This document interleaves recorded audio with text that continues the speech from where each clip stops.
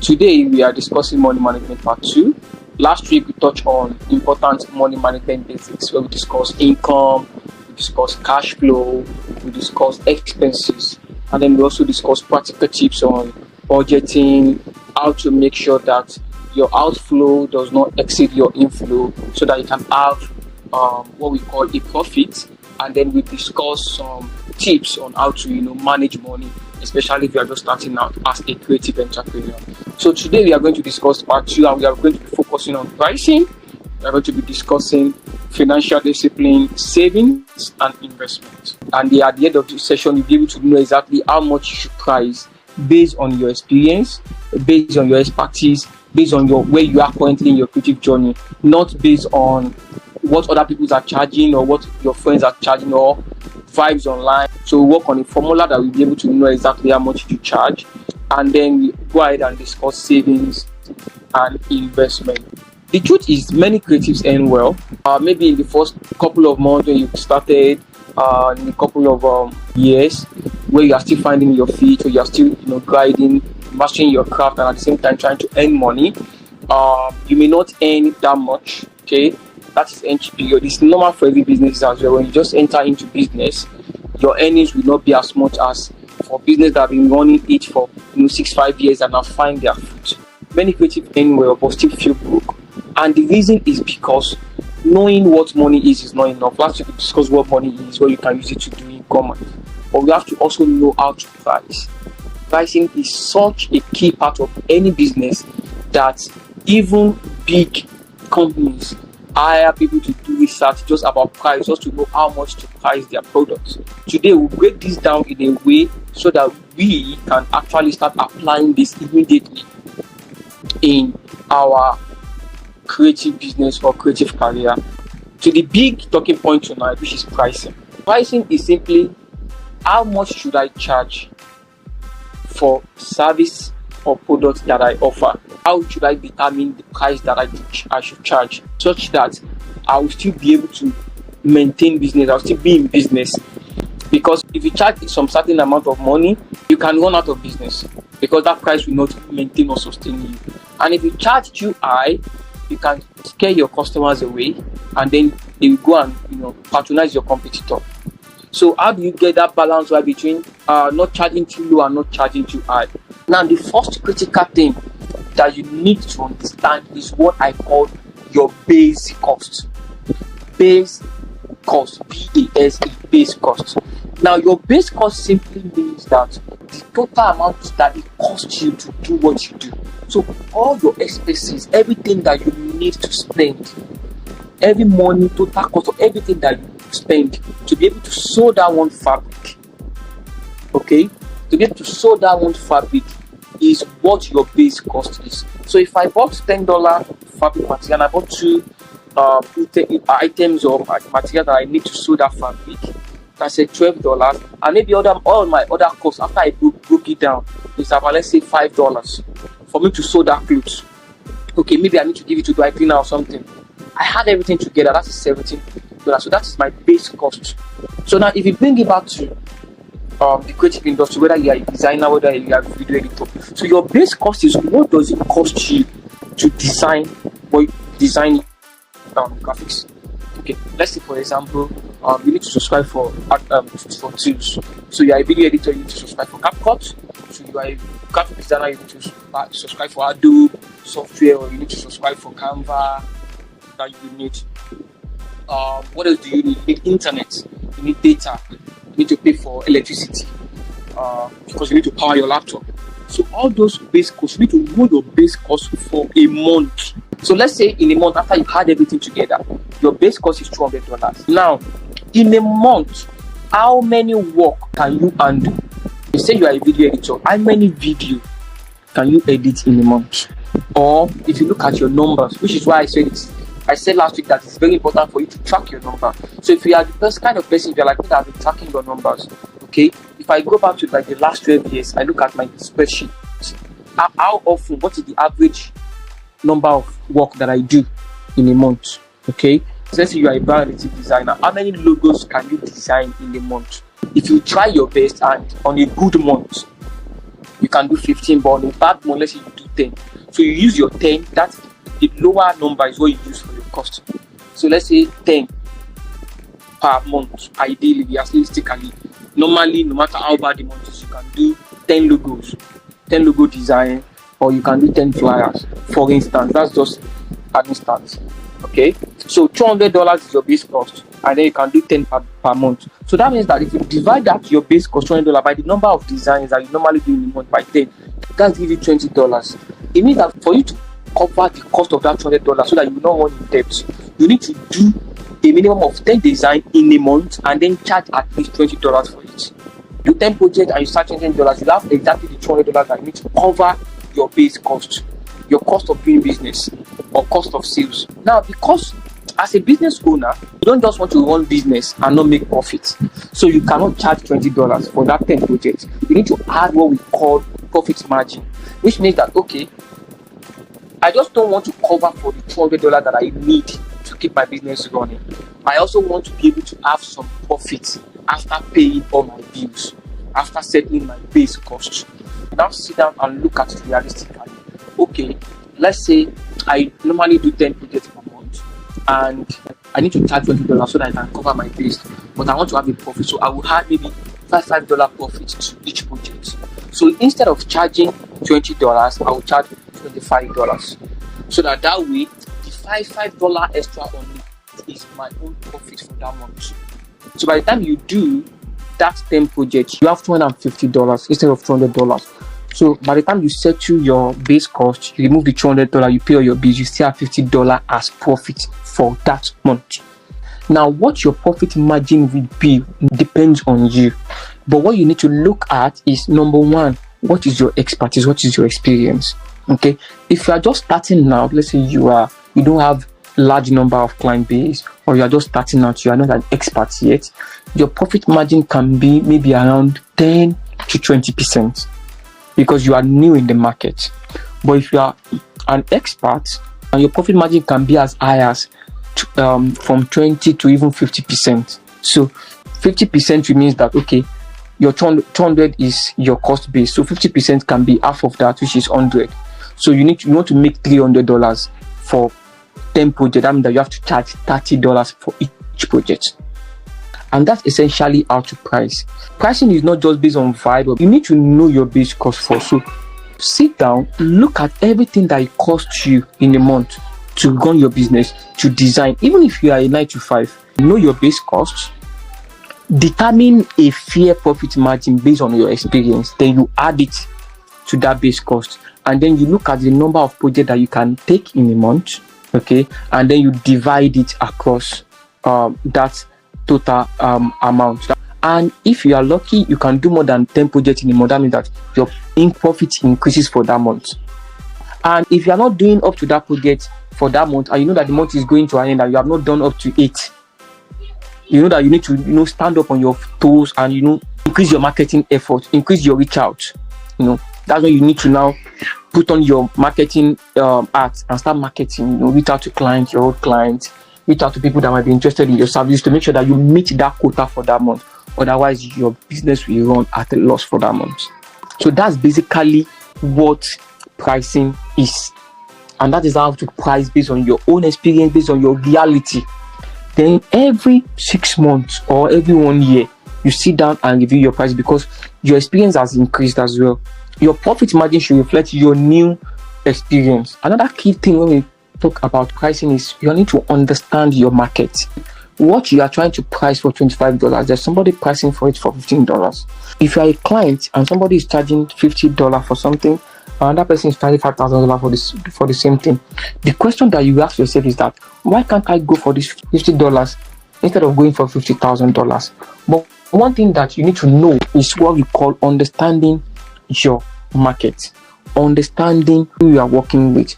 Now, somebody that is charging $50 can get you the results, but somebody that is charging $50 or a client that is willing to pay $50 is not only paying for what you are going to design or for a logo, they are paying for the assurance that you are going to give them the best. So you need to be able to do extra if you are going to price right. And then you need to be honest with yourself and be able to say no One of the major problems of many creatives is our inability to say no. I wish I touch on last week, desperation. When you see money as survivor, okay, if this money doesn't come, I cannot survive. So you need to understand your market, research what people within your lane are charging, and then compare it with your own numbers, which I've just given you an illustration for. And then you adjust based on demand and supply. Then you also need to understand the power of negotiation as well. Now, like I said earlier, if you are charging $20 and your profit margin is $5, that means $25. So that's how much you want to charge. If somebody comes to you and wants to price your work, you will not start from that $25. You will probably want to start maybe around $50, so that you give yourself room for negotiation. So when they start negotiating, if you are lucky, they will stop maybe around $30 or $40, which increase your profit margin. You get to a stage in your creative career whereby you want to charge an amount and you'll be scared that, what if this person say no? What if they run away? No. Client can sense your fear when you are pricing. But if you are confident about your work, you are confident about what you are going to deliver, you will charge, even if you are supposed to charge them $25, you charge them $250, which is times 10 of it, and then you still be confident. Make sure that you are very good at what you do, understand pricing, and then know how to say no. Not every client is your client. If your base margin is $25 for projects, don't go and be advertising for people that are looking for $10 or $15 as project. And when they come, let them know that is your price. If they can't afford it, it is fine, they can go. I know it's difficult, especially if you are in survival mode, because you are thinking, it's free money. After all, I'm not doing anything. How long does it take me to just do this and collect that $10? But what you don't know is the hidden cost. That time that you are using to do that $10 project, okay, is a time loss that you can never get back.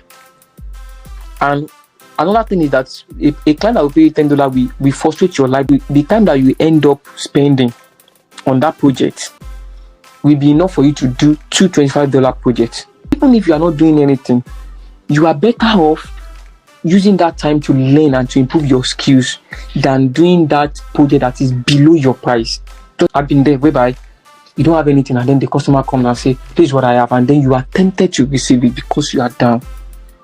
But most of the time you realize that when you say no to some of the customers, they will still come back and still pay your price. But if you are desperate in your conversation with them, they will sense it and they will play on you and they will play on your intelligence. Know how to negotiate with clients, and they need to be able to know how to charge your worth and your value and stay on it, irrespective of the situation that you are. It's difficult, but it's doable. Okay, when clients know that, this is your price, this is your price, this is your price. Even with my own client that I work with, when we send them invoice, we recently increased our price, and a lot of them are saying, why did you do this? Why did you do that? I let them know that for the past 1 year or 2 years, I've been giving you this rate, and the economy has changed. The price of doing things have changed. Inflation rate has changed. Some of them, they did this, but they know the quality and the value that they are getting for us, and they have the new price and they are paying it. If they're not ready to pay, they can go. But I'm sure that by the time they go outside and go and test another person, even if that person charge them low, the quality that they get or the frustration that the person is going to get, they are going to come back by themselves. Every creative can get to that stage or even beyond, but you need to master those key things that I've mentioned earlier. So because of time, I'm just going to go on and talk about savings. So savings is essentially the money that is left after you take care of your needs.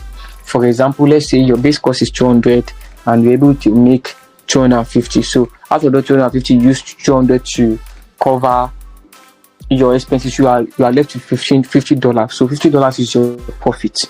Now out of that profit, I want to take $20 and keep it somewhere in case of the future when I need it. That $20 is what we call savings. And savings is something that you should cultivate no matter your level of income, because it's an habit. Once you are used to saving, you find out that you will leave your survival mode easily. The reason why some of us are able to say no to some customers when they charge us low is because we know that even if the customer that will pay us our right amount comes in, we have buffer, we have freedom, we have something that we rely on, and that is our savings. So savings is a percentage of your profit or your income that you set aside that you're not going to spend for, like they normally say, for rainy days. So the best practice for you to do that is to use a separate account for it. Don't use your regular account. Okay, there are so many fintech apps that allows you to save. Some will even lock your money and they will not allow you to collect it, so that you can build financial discipline. And the best thing to do is to inculcate that savings habit into your financial journey. Okay, so whenever any money comes in, before you touch it, before you remove it and start buying things, buying that, remove that percentage. Set a percentage. Is it 10%? Is it 20% of your profit? Is it 30% of your profit? Save it. Even if it's as little as $1, as $2, build that bit from the beginning. Okay, even if it's just $1, even if it's 1,000 naira in Nigerian naira, put it somewhere. Just use it as a consistent habit practice and put it there. Okay, and then begin to track it. And then you realize that as time goes on, there are so many people now that are in 9 to 5, creatives that are working for companies, but they are tired. They are tired. They want to leave that company. They want to start their own business. They want to start their own freelancing. They want to become their own boss. Okay, but they cannot leave, because if they leave, if the salary does not come, they don't have buffer. They don't have anything to sustain themselves. So I've saved a lot of money. I have a lot of money that I have saved. Now I want to grow that money. That is when investments come in. So let's say you are earning $250 every month, and for the past 1 year you have been saving $50, and now you have $600 in your savings, but you don't want that money just sitting there. Understand? You want to use that money to make more money. That is where investment comes in. So investment is simply using capital or your money. Using your money to grow. It's about making your money grow. The best way to make money is to use money. It takes money to make money. Nobody as good as savings is good. It's good when you are just starting out to build financial discipline. But you cannot grow wealth by just saving. Okay, many top billionaires in the world, they don't become billionaire. Elon Musk did not become the richest billionaire because he was saving every month. It's because he was investing. Or there are 3 categories of investment. The first one is high risk, low risk, and medium risk. High risk are investment that if you put your money in it, there is risk that all your money can finish, and there is risk that you can make ×2 of your money. So those kind of investment are very high risk and they are volatile. You understand? So example of that investment is like Forex. Okay, example of that investment is crypto, for instance. Crypto, NFT, Forex, all those high volatile investment whereby you put your money and then tomorrow your money is gone. So he has high risk and he has high reward. So as the same way that you can lose all your money, the same way that you can double your money within the short period of time. So that's what we call high risk. Then we also have what we call low risk. So low risks are this one, the form kind of investment that when you put your capital means that the money that you put in, once you put it in, your capital is safe. Nothing will happen to it almost. So what you are going to get, you are going to get return. So return means that the profit that you earn on your capital. So you get a return on that capital. So he has little risk, but he has also little reward. That's why majority of people don't go to it. So unlike the high risk investment whereby you can put in $10 today and tomorrow it can become $1,000, and then the same thing tomorrow, that $10 can become $0. You understand? But in case of low risk, it is very low and it does not fluctuate like high risk. So you can put $10 today, by the time you check it tomorrow, it might be maybe it's 5 cents that have accrued on it, or by the time you check at the end of the month, that $10 may not have changed. It might just have become maybe just $11 or maybe $10.50. Okay, but nothing will do your $10. It's just that the reward that you get on it, the return that you get on it may not be very big. And then we have medium risk. So medium risk are investment that is in between high and low. So it doesn't have high return, high reward, but it's mixed, it's in between. This is where stocks comes in, stocks of company. When you buy shares of company, this is where mutual funds come in. This is where ETFs comes in. And then we have all other forms of investment as well that are not direct capital investment. For example, if you pay for a course or a training that will develop you, or we can help you to earn more. Understand? Maybe you are a graphic designer, you want to learn motion so that you can start being motion designer and earning more. That's an investment. If you pay for that training and you learn it and you start making money back, that money that you are making from the new skill is a return on your investment. Do you understand? So that's investment. The key to investment is that, let's say you have $100 to invest. The main rule of thumb is to break it across the 3 classes. So you can put maybe 20% in high risk, put 30% in medium, and put 50% in low risk. So you put 50% in low risk because that one will save your capital. Nothing will do it, even though the return might be small. Now the medium risk, you put 30%. That one will give you like average. Then the high risk is 20% because even if you lose everything, you still have, the medium and the high risk to fall back on. Do you understand? So investment is not money from your business. It's not money from that you are using to run your business. It's money from your savings. So that is investment. Some people use that money from their business to do investment as well, but that is risky because, like I said, investment is risky. If you lose all your money, that means that you run out of your business. But if you use your savings to invest, it means that you still have your normal base cost that you are using to run your business. To close, creatives who win financially are not always the one that earn the most. Creatives who excel are not necessarily the one who earn the most. They are the ones who know their worth, who knows how to price well, who practice discipline, and who knows how to manage their money. I hope we are able to learn 1 or 2 things. Let me quickly take a couple of questions and then we can call this session to close. So Alana asked, as someone that's just starting out doing design for people, is it bad to start at a low price or beginner level price? No, it is not bad for you to start at a low price because you are still new. Remember, you are still new. It's just like when you go to a barbing salon, you want to go and barb, and the apprentice, somebody that is just learning, come and say, let me barb for you. You will run away and say, no, don't barb for me. I want your guy to barb for me, because nobody wants their head to be used as practice. Okay? But if you are a beginner, you are essentially using your first set of clients as practice to own your skills. So it's normally if you charge low. That at that moment, and when you are a beginner, your primary focus should not be on money. Yes, you need money to survive and all, but your primary focus should be about improving your skills, because if you improve your skills and you get better, then your money will also improve and get better. But if you are starting out as a beginner and you don't have any bills that you are paying, then you should charge based on your efforts and your time. Tell yourself, it cost me 3 hours to do a normal design. As somebody that is just starting out, what is 3 hours of my time? What is positioning advisable for a beginner? So for a beginner, positioning is not advisable. And by position, I mean trying to own one niche. So when you are just beginning, you naturally want to try so many things so that you know where your strength lies. Okay. When I first started I did a lot of things. I did 3D. I learned Autodesk Maya 3D. I learned motion graphics, and I still do motion graphics now. I learned printing. In fact, I started with printing. I started with CorelDRAW. So when you are starting out, you want to dabble in a lot of areas, and then before you now find where you are pulled into the most. But as a beginner, it's not advisable. You want to be able to know a little bit about everything, but know everything about one thing. Thank you everyone for joining. I want to believe that you have learned 1 or 2 things today, and I will see you guys next week. Okay.